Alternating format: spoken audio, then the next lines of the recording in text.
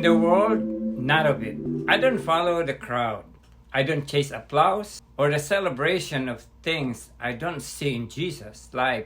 No birthday lights, no fiesta cheers, no red and pink reminders. I stand quietly, intentionally, choosing what aligns with the one I call Lord. To be in the world? Yes.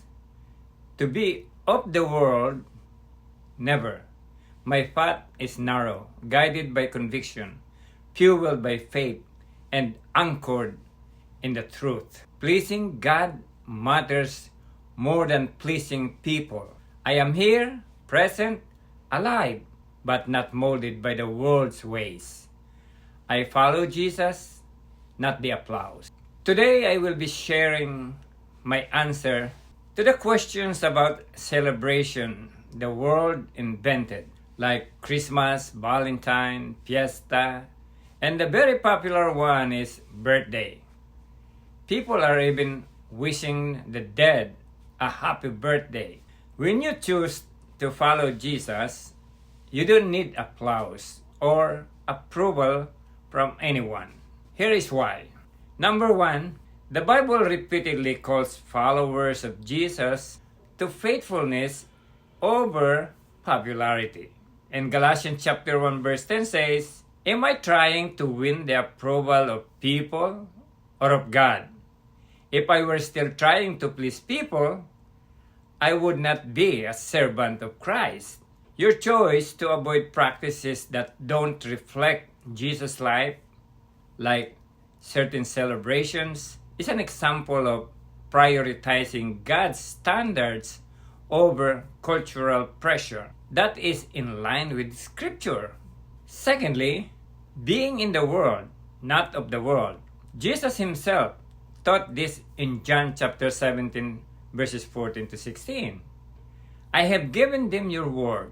They are not of the world, just as I am not of the world." Being in the world means living here, interacting with people, doing work, and being present. Not of the world means not adopting worldly values, behaviors, or distractions that pull you from God.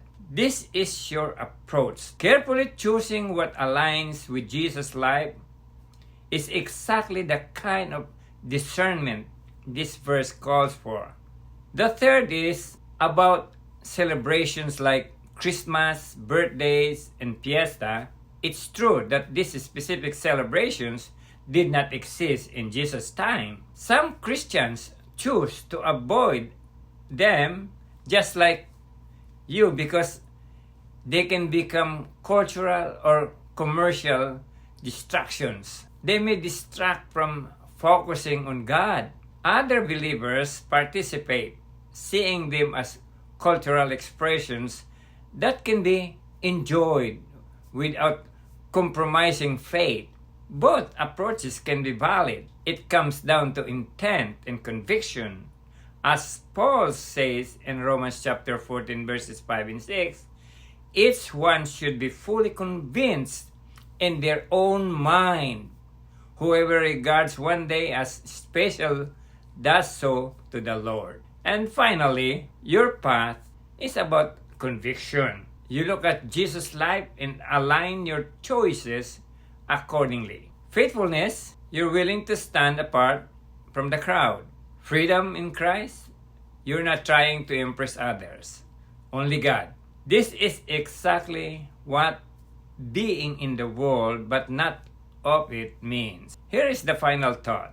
Following Jesus isn't about fitting or celebrating what everyone else does.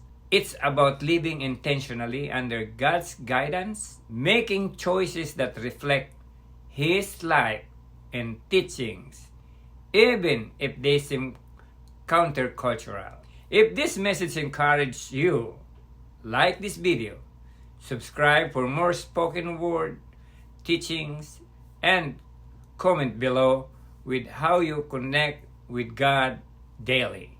Let's walk this journey together. Please watch the next video.